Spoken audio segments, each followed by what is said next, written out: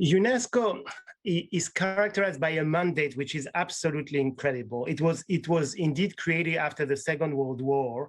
And the idea was to build in the minds of people the fences for peace. The idea is to work on four main pillars: education, culture, science, and information. This mandate, we all understand how relevant it remains today. So 75 years, what were some key points that you can share with us? UNESCO was built also to work on the intellectual solidarity of humankind. And one issue, of course, after the Second World War, that is an issue of today, which was racism. So UNESCO gathered all intellectuals, philosophers, worked a lot on this issue of racism, and we do continue working on all issues of fighting discriminations in general and in particular racism. Also, UNESCO is famous for its big campaigns for restoration of heritage. In particular, the temples of ancient Egypt that were saved by UNESCO beginning in the 60s. We also have the temples of Angkor in Cambodia. This history continues today with the work we are doing to rebuild the old city of Mosul in Iraq that was destroyed after a terrible war.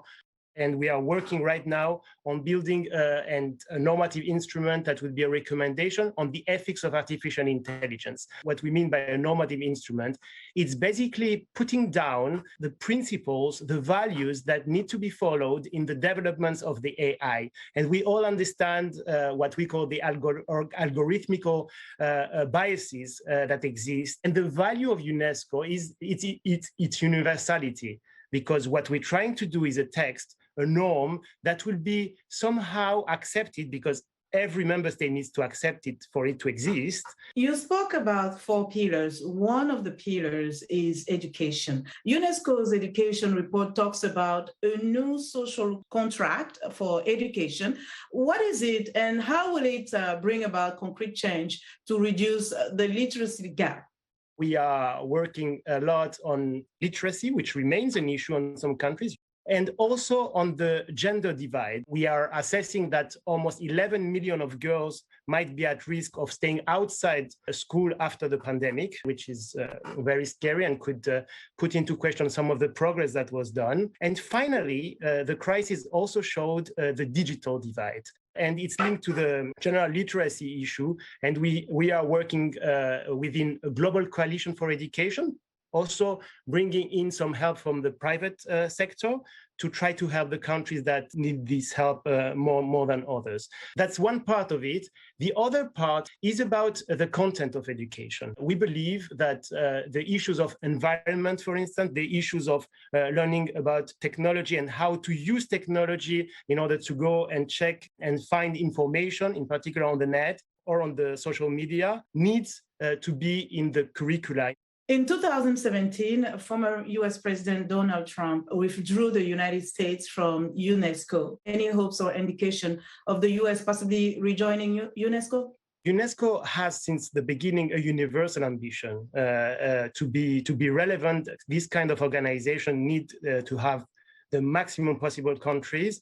And of course, when we speak about education, when we speak about culture, when we speak about science, about information, having the US and Israel around the table would be a very logical and important thing. These two countries have so much to bring in the discussion and in the action and the work. I was speaking about Mosul. It's obvious that the US could participate, and these agendas align a lot. Also, the issues that had been raised have now been solved. For instance, the issue of politicization and some decisions that now are taken and by consensus, in particular about the Middle East. And the organization these last years has undergone a very important reform of its management, of its finances, of the budget, and things are going very well these days. There is a very positive dialogue. We are hopeful. UNESCO Director General Audrey Azoulay was just re-elected for a second four-year term. What will be some priorities during the next 4 years? The education part is extremely important. the issues of environment, of technology, of working on information literacy are extremely important targets.